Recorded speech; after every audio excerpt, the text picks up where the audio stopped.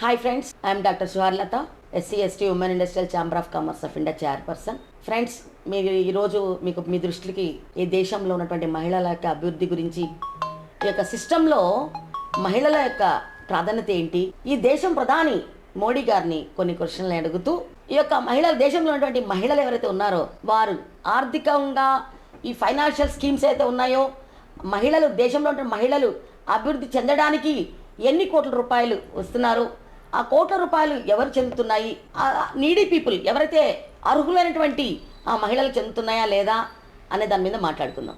ఈరోజు ప్రధానమంత్రి మోడీ గారిని కొన్ని విషయాలు అడగదలుచుకున్నాను. TV7 న్యూస్ ఛానల్ నుంచి. మోడీ గారు, ఈ దేశంలో వెన్నెముకైనటువంటి మా మహిళలు, మా ఓట్ బ్యాంక్, మిమ్మల్ని నమ్మి మీ దేశానికి ప్రధానమంత్రిగా చేసిన వాళ్ళలో మేము వెన్నెముక పాత్ర పోషిస్తున్నాం. ఈరోజు మహిళలు, ఈ దేశంలో ఉన్నటువంటి మహిళలు ఆర్థికంగా బాగుపడాలని, డెవలప్ అవ్వాలని ఎన్నో స్కీములు మీరు విడుదల చేశారు.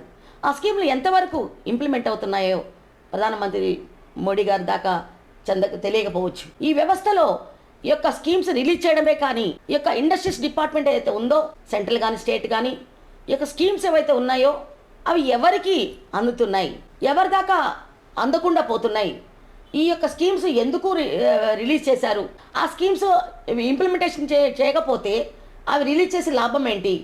ఇక్కడ మనం చూసుకున్నట్లయితే అంతా బాగానే ఉంటుంది. వారికి అవేర్నెస్, వాళ్ళకి ఈ పథకాలు ఉన్నాయో కూడా తెలియదు.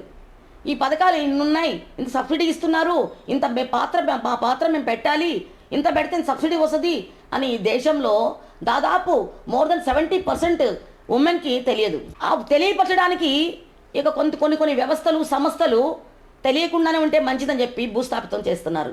కనుక మా SC ST women industrial chamber of commerce of India కంకణం కట్టుకుంది.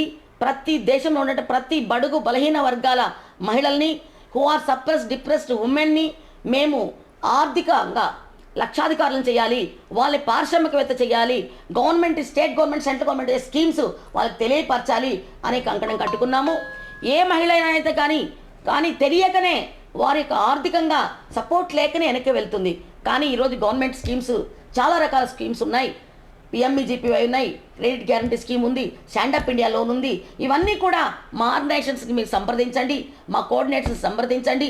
మీ దగ్గర ఏమీ లేకున్నా సరే గవర్నమెంట్తో పోరాటం చేసి మీరు కట్టాల్సినటువంటి కాంట్రిబ్యూషన్ కూడా గవర్నమెంట్తో మన రేవంత్ రెడ్డి గారిని కలిసి మా మహిళల తరపున మేము ప్రతినిధిగా వెళ్ళి మీరు కట్టాల్సినటువంటి కార్పస్ ఫండ్ కూడా మేము గవర్నమెంట్ నుంచి మేము రికమెండేషన్ చేసి ప్రతి మహిళని కూడా ఒక ఇండస్ట్రీస్గా తయారు చేయాలని చెప్పేది మా యొక్క ఆర్గనైజేషన్ కళ.